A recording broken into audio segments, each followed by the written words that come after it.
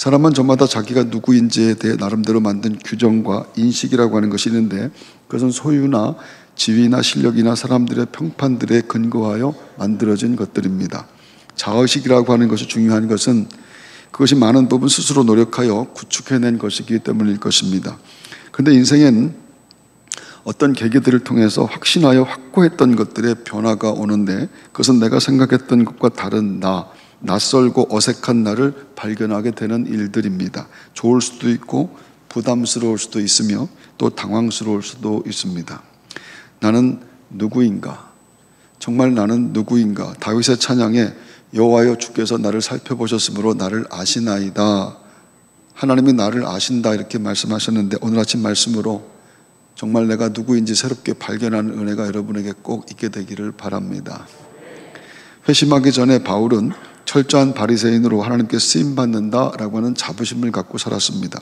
어느 날 태동한 예수를 믿는 사람들, 십자가에 죽은 예수를 믿는 사람들이 유일신 여호와 하나님 신앙을 혼란스럽게 만드는 것을 보았지요.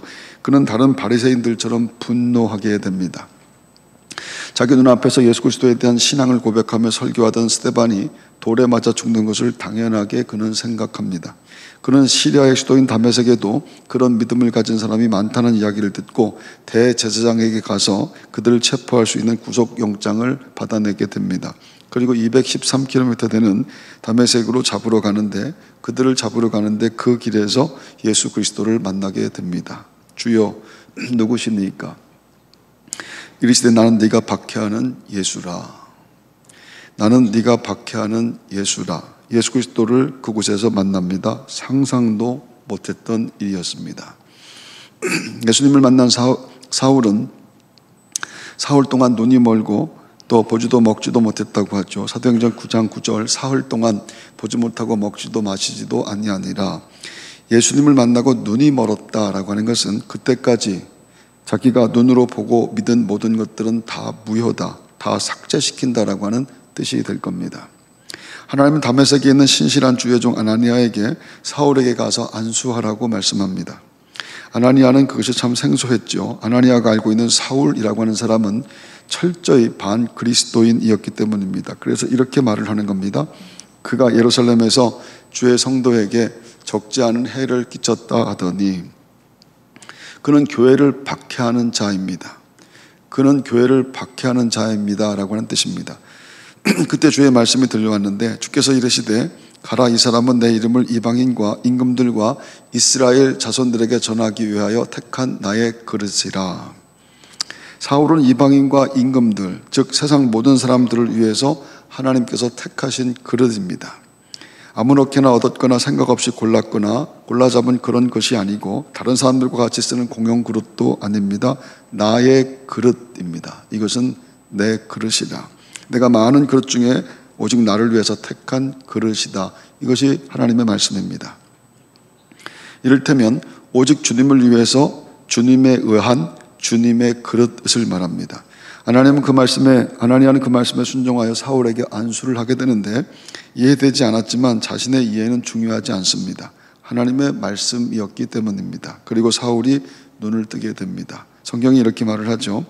즉시 사울의 눈에서 비늘 같은 것이 벗어져 다시 보게 된지라 일어나 세례를 받고 음식을 먹음에 강건하여 지니라.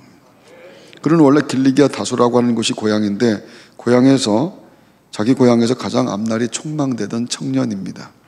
로마의 속주였던 길리기아에서 태어난 사울은 유대 이민자이면서 동시에 로마의 시민권자이기도 합니다. 그는 베냐민 지파 출신으로 그 지파는 이스라엘의 초대왕 사울을 배출한 지파입니다. 즉 사울 왕처럼 되라.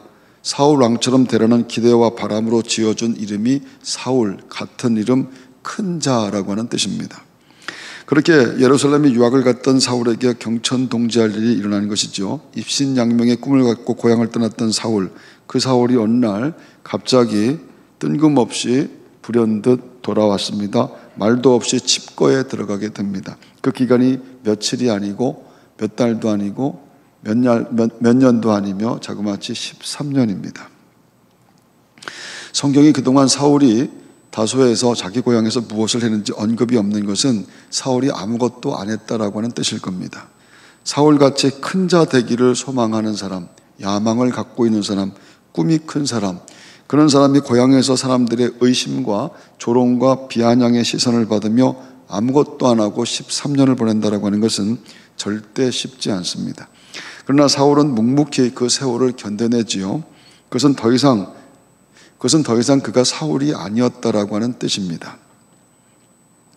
또한 그가 예수를 만났다고 하는 고백도 더 놀라운 것인데, 그것은 유대교의 큰 자를 기대했던 고향 사람들에게는 더할 수 없는 배신이 됩니다. 예수를 믿는 사람들에게도 마찬가지입니다. 누구나 예수를 만나 변화되었다 할 수 있지만 사울은 아닙니다. 그가 너무 지독하게 믿는 자들을 괴롭혔기 때문에 말입니다. 그래서 유대인이나 그리스도인들이나 다 부담스럽고 다 불편했습니다. 사울이 하는 말과 행동이 어느 편이든 모든 사람들을 다 혼란스럽게 만들기 때문입니다. 사람들은 사울이 살던 대로 그냥 사는 것이 좋았습니다. 즉 사울의 변화는 모두에게 불편하고 불쾌한 일들을 만들어냈습니다. 하지만 그 변화가 사울이 만든 것이 아닙니다. 사울의 의지와 사울의 결단이 아니라 그에게 예수님이 오셔서 일어난 일입니다. 사울의 생각과 계획이 아닌데 주께서 오셔서 그를 완전히 바꿔버렸습니다. 그것은 너무 일방적인 일이었죠. 큰 자라고 하는 뜻의 사울이라고 하는 히브리식 이름은 바울이라고 하는 로마식 이름으로 바뀌는데, 그것은 파울로스, 나는 주님의 종이라는 뜻입니다. 큰 자가 나는 주님의 종 파울로스로 변합니다.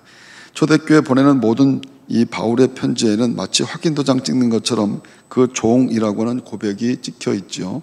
예수 그리스도의 종 바울은 사도로 부름받아 하나님의 복음을 위하여 특정함을 입었으니, 예수 그리스도의 종 바울, 그것은 예수 그리스도에 의해 일방적으로 삶이 바꾸어져 시작된 바울의 모든 위대한 사역의 본질이고 핵심과도 같았습니다. 나는 예수 그리스도의 종이다. 그는 더 이상 큰 자가 아닙니다. 그리고 큰 자가 되려고 하지도 않습니다. 종이 되어 섬기기를 소망하는 지극히 그리스도 안에서 나는 작은 자입니다. 이것이 사울입니다. 사울이 기대하고 소망했으며 계획했으며 노력해서 얻은 고백이 아닙니다. 그렇게 되었다고 말합니다. 프랑스의 시리며 우화 작가인 장 드 라퐁테니스는 전갈과 개구리라고 하는 글의 내용인데, 물가에 서 있던 전갈이 개구리에게 자신을 업고 강 건너편에 데려다 달라고 부탁합니다. 그래서 개구리가 말을 했죠. 네가 나를 독침으로 찌르지 않는다는 걸 내가 어떻게 믿지? 전갈이 말합니다. 너를 찌르면 나도 익사할 텐데 내가 왜 그런 짓을 하겠어? 전갈의 말이 옳다고 판단한 개구리는 전갈을 등에 업고 강을 건너기 시작합니다. 하지만 강 중간쯤에서 전갈이 개구리의 등에 독침을 박았습니다. 둘 다 물속으로 가라앉는 와중에 개구리가 숨을 몰아쉬며 이렇게 물었죠. 왜 나를 찔렀지? 너도 죽을 텐데. 전갈이 숨을 몰아쉬며 이렇게 말합니다. 개구리야, 그것이 내 본능인데 어떡하나? 그것이 내 본능인데 어떻게 하나? 성품이라고 하는 것은 변하지 않습니다. 타고난 성품, 인성이라고 하는 것을 천성이라고도 부르고, 타고난 직종이나 직업을 천직이라고도 우리는 부릅니다. 태어날 때부터 만들어져 있는 것, 하늘로부터 부여받은 것이라 이것은 절대로 바뀌지 않는다라고 믿습니다. 하지만 하나님은 그것도 바꾸십니다. 성도에게는 다른 사람들에게는 말할 것도 없고 스스로도 놀라고 이해되지 않는 것, 자기가 인정할 수 없는 모습이 성도에게는 나옵니다. 내가 알고 있는 내가 아닌 것, 예수 믿고 구원받은 사람들에게는 어떤 형태로든 반드시 그 일이 일어납니다. 하나님이 바꾸시기 때문입니다. 하나님이 나를 택하여 쓰시겠다고 하시면 그때부터는 내가 나를 모르는 것이 맞습니다. 나는 나인데, 나는 내가 아는 내가 분명히 있는데 하나님이 나를 택하셔서 하나님의 사람으로 만드시고 나를 사용하시겠다고 결정하셨다고 한다면 그때부터 나는 나를 모릅니다. 그것은 하나님께 달려있기 때문입니다. 그래서 무엇이든 함부로 규정하거나 결정할 수 없습니다. 성도는 거듭난 후부터 하나님의 소유이기 때문에 하나님께서 주장하시고 하나님께서 보호하시며 하나님께서 지켜주시며 그리고 하나님께서 일하시는 인생인 줄로 믿습니다. 내가 판단하고 결정하는 것, 내 마음대로 살고 싶은 것은 선악과 먹고 죄가 들어와 하나님이 되고 싶어하는 모든 인간의 본질과도 같습니다. 본래적으로 이기적인 나는 내가 중심이고 내가 드러나는 것만이 목적입니다. 그런 내 삶에, 그렇게 나만 알 수밖에 없는 삶에 그리스도가 오셨다라고 하는 것, 하나님이 내게 오셨습니다. 내가 초청한 것이 아닙니다. 그분이 내게 오셨습니다. 내가 계획하고 노력한 것이 아니라 그분이 내게 오셨습니다.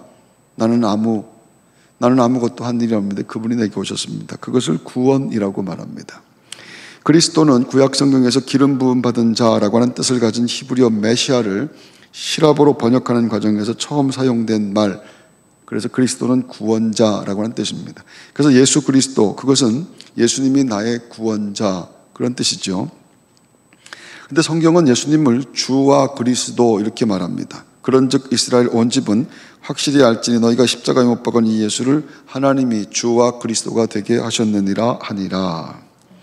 여기서 주라고 번역이 된 큐리오스는 이 주인, 최고 권위를 가진 자라고 하는 뜻입니다. 따라서 예수 그리스도를 믿습니다. 예수 그리스도가 내 삶의 전부이며 그분이 나를 구원하셨습니다 라고 한다고 한다면 그분은 나의 구세주일 뿐만 아니라 내게 주인이 되는 겁니다. 바울이 늘 말했던 예수 그리스도의 종 바울, 바로 그런 뜻이었습니다. 그분이 내 주인입니다. 성도는 하나님이 말씀으로 내게 오셔서 내 주인이 되었다라고 고백하는 사람들을 말합니다. 내 삶의 주인은 하나님이십니다. 그렇다면 그때부터, 그것이 분명하다면 그때부터 무엇이든 내가 결정하거나 내가 결단하면 안 됩니다. 내 안에 내 주인이 해야 되는 겁니다. 그래서 사도 요한이 이렇게 말을 했죠. 볼지어다 내가 문 밖에 서서 두드리노니 누구든지 내 음성을 듣고 문을 열면 내가 그에게로 들어가 그로 더불어 먹고 그는 나로 더불어 먹으리라. 이것은 믿지 않는 사람들에게 주신 말씀이 아니라 이미 예수 믿고 구원받은 성도들에게 주신 말씀입니다.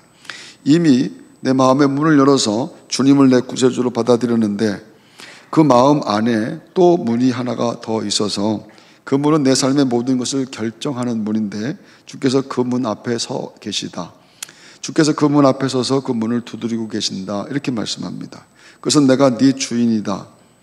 내가 네 결정자다라고 하는 뜻입니다. 그래서 성도는 언제나 주님이라면 어떻게 하실까 하는 것을 생각하며 사는 사람들입니다. 어떤 형편에서든 어떤 위기라 할지라도 어떤 질병 가운데 있어도 어떤 불리한 상황 가운데 있다 할지라도 하나님이라면 어떻게 하실까? 지금 이 순간에 어떻게 하실까? 그래서 어떤 걱정도 어떤 두려움도 없습니다. 지금 하나님이 나와 함께 하십니다. 하나님이 일하실 줄로 믿습니다. 그 고백이 성도의 삶에는 나오기 때문인 줄로 믿습니다. 할렐루야. 우리는 사순절 특별 새벽 기도회 중인데 많은 교인들이 예배당에 나오고 또 미국이나 프랑스나 외국에서까지 수많은 분들이 실시간 영상으로 들어옵니다. 40일 동안 계속 설교하는 것은 그렇게 만만한 일은 아닙니다. 한 번 설교하는 것도 주일에 한 번 설교하는 것을 위해서 얼마나 애를 많이 쓰는지 모르는데 40일을 연속해서 설교한다라고 하는 것은 여러분이 설교를 해보지 못하셨기 때문에 잘 모르시겠지만 절대 쉽지 않습니다. 부담스럽고 힘들고 그리고 때때로 고통스럽기도 합니다. 하지만 또한 너무 기쁘고 너무 감사한 것은 새벽마다 믿음으로 살려고 하는 수많은 성도들을 보는 것은 목사에게는 너무 가슴 벅차고 설레는 일이기 때문입니다. 그리고 기쁨과 감사는 모든 부담과 고통을 삭제시켜버리는 능력이기도 합니다. 새벽부터 밤늦게까지 설교 준비해도 하나도 피곤하지 않는 것, 그건 정말 신기하고 놀라운 일들입니다. 또한 누구를 새로 만나는 것이 여전히 부담스럽지만 그럼에도 모든 만남에는 생각하지도 못했던 선물이 기다리고 있는 것을 체험하곤 합니다. 너무 근사한 사람들이 너무 많은 것입니다.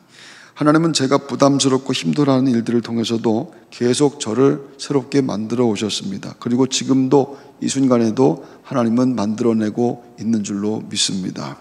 하나님이 필요하실 때마다 언제든 저를 그렇게 바꾸어 주시는데 그래서 늘 기대와 소망이 생겨나 흥미진진하다라고 하는 것이죠. 10년 전에도 그랬는데 20년 전에도 그랬고 그렇게 흥미진진한데 또 어떻게 만들어 주실지 흥미진진한 것, 세상에 있는 모든 사람들이 말하는 것 말고 하나님의 말씀에 의하여 내가 경험하고 내가 고백한 것, 그것에 근거하여 앞으로도 10년 후에 하나님이 나를 어떻게 만드실지, 내 육체가 어떻게 변한다 할지라도 내가 어떤 고백과 찬송을 하게 될지 그것을 기대하면 흥미진진하다라고 하는 겁니다. 하나님은 반드시 10년 전보다도 지금을 복되게 하신 것처럼 10년 후에는 지금보다 더 복되게 하시는 은혜를 베푸실 줄로 믿습니다. 예수 믿는 사람들입니다.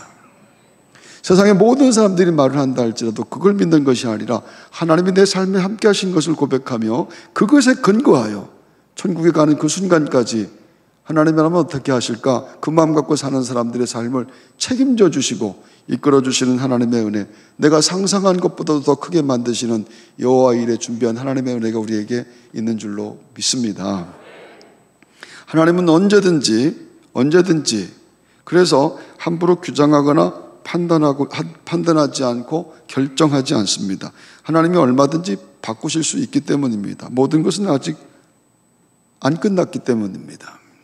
할렐루야. 영국의 극작가 윌리엄 셰익스피어의 희곡 햄릿에서 유래한 말로 선택을 해야 되는 상황에서 쉽게 결정하지 못하는 성향을 이루는 말이 이 햄릿 증후군 결정장애라고 하는 것입니다. 햄릿은 덴마크의 왕자로 비극 속에서 끊임없이 고뇌하는 모습으로 그려지죠. 계속 고민만 하는 겁니다.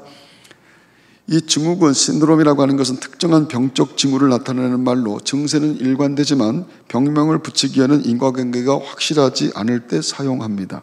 그래서 햄릿 증후군 역시 정신병으로 분류되는 질환은 아니며 일종의 경향 혹은 습관 같은 것에 가깝다고 할 수가 있습니다.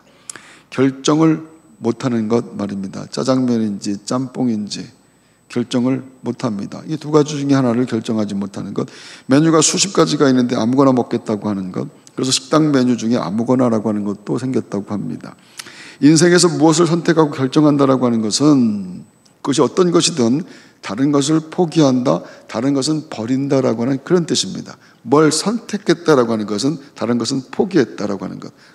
그런 것에는 취소하거나 다시 돌이킬 수 없는 것들이 있는데, 하지만 미완성된 인격과 성품으로 결정하는 것들은 어떤 것도 보장된 것이 없다라고 하는 것이죠. 내가 지금 무엇을 결정한다고 한다면, 선택한다고 한다면 나머지는 포기해야 되는 것인데, 근데 그것이 잘된 것인지 그것이 잘 될 것이라고 하는 것에 대한 보장이 어떤 것도 없다라고 하는 겁니다. 모든 결정은 결정한 당사자가 책임져야 되는데 누구도 모든 것을 책임질 수 있는 힘이 없는 것, 당장 내일 무슨 일이 일어난다 할지라도 할 수 있는 일이 아무것도 없는 것을 우리는 분명하게 압니다. 인생엔 좋은 결정들이 있지만 언제나 그렇지 못한 결정들도 참 많습니다. 또한 결정하지 않은 것이 좋았을 일들도 많습니다. 결정하지 않은 것도 결정일 텐데, 심사숙고해서 결정을 내렸지만 수많은 시행착오가 있었고 그래서 결정장애, 결정 못했기 때문에 덕을 본 일들도 의외로 우리의 삶에는 참 많습니다. 결정하지 않았기 때문에 덕이 되었던 것, 복이 되었던 것. 그래서 때때로 결정이라고 하는 것은 인생의 유혹과도 같습니다. 즉 결단하는 것의 유혹인데, 결단하는 것이 늘 유혹이고 그 유혹을 넘어가기도 하고 그 유혹을 물리치기도 하고 그 유혹에 빠지기도 하고 사는 것이 그게 인생이라. 이혼할 뻔했습니다. 끝장낼 뻔했습니다. 포기할 뻔했습니다. 죽을 뻔했습니다. 죽여버릴 뻔했습니다. 생각만 하고 행동으로 옮기지 못한 결정장애 때문에 살았던 일은 얼마든지 있는데 함부로 결정하면 안 되는 그런 일들이었습니다. 일본이 독도가 자기 땅으로 우기는 것은 늘 화가 나지만 우리는 지금까지 그곳에서 살고 있습니다. 아무리 자기네 땅이라고 우겨도 512년 신라 지징왕 13년 때부터 우리가 거기 살고 있습니다. 그 누가 아무리 자기네 땅이라고 우겨도 독도는 우리 땅입니다. 그냥 우리 땅입니다. 뭘 결판을 내고 결단을 하고 그럴 것도 없다라고 하는 것이죠. 우리나라는 휴전 상태에서 북한과 수도 없이 다시 전쟁을 할 뻔했는데 서로 결단을 해야 되는 순간들이 참 많았는데, 하지만 서로 무서워서 그냥 할 뻔하다가 70년을 살고 있습니다. 그냥 결단하지 않는 것이 제일 좋습니다. 분노가 치밀러 올라서 싸우려고 우통을 벗는데 우통 벗는 중에 누가 말려줘서 다행인 적이 얼마나 많은지 모릅니다. 밥상을 엎어버리고 싶었는데 밥상을 엎을까 말까 했는데 결정장애 때문에 못했습니다. 끝내려고 했는데 결단을 못 내렸고 또 머뭇머뭇거리다 이혼도 못하고 삽니다. 다 포기하고 죽으려고 했는데 결정 못하고 오늘 예배 끝나고 결정해야지 하는 분들도 있을 수 있습니다.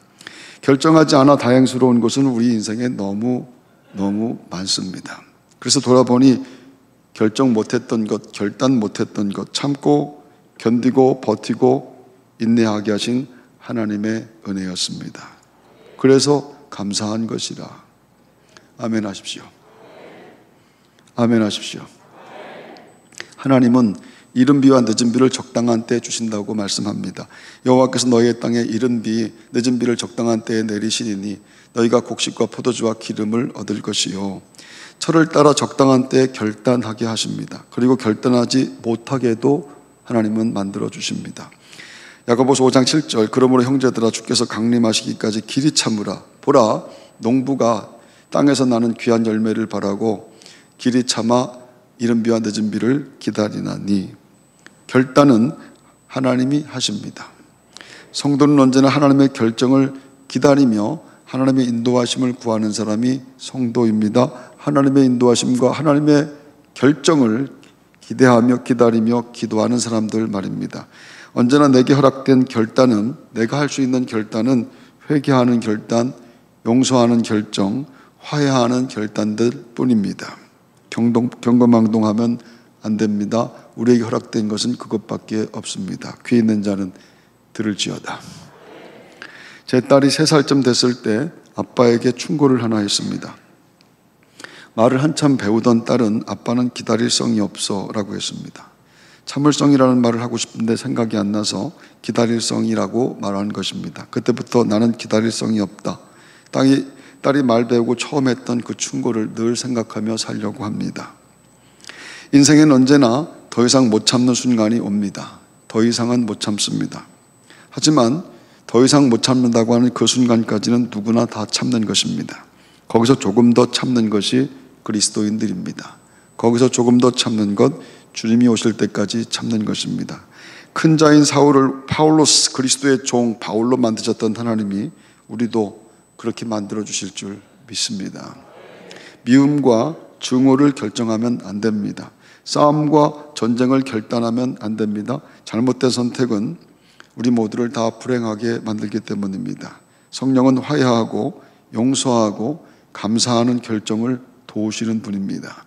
나는 못하지만, 나는 절대 용서할 수 없지만, 나는 절대 안 되는 것이지만 우리 하나님은 하실 수 있습니다. 그 생명 같은 하나님의 인도하심이 여러분에게 꼭 있게 되기를 바랍니다. 우크라이나의 수많은 피난민의 행렬, 어린아이들이 죽고 또 아빠와 이별하며, 전쟁터로 가는 아빠와 이별하며 가족들이 흩어집니다. 아이 낳는 이 산모가 폭격으로 죽어 실려 나오는 것, 그런 것을 보면서 밥을 먹었습니다. 그토록 비참하고 비참한 일들을 보면서 밥을 먹고 있는데, 그런 장면을 보면서 밥 먹고 있는 것에 스스로 너무 놀랐습니다.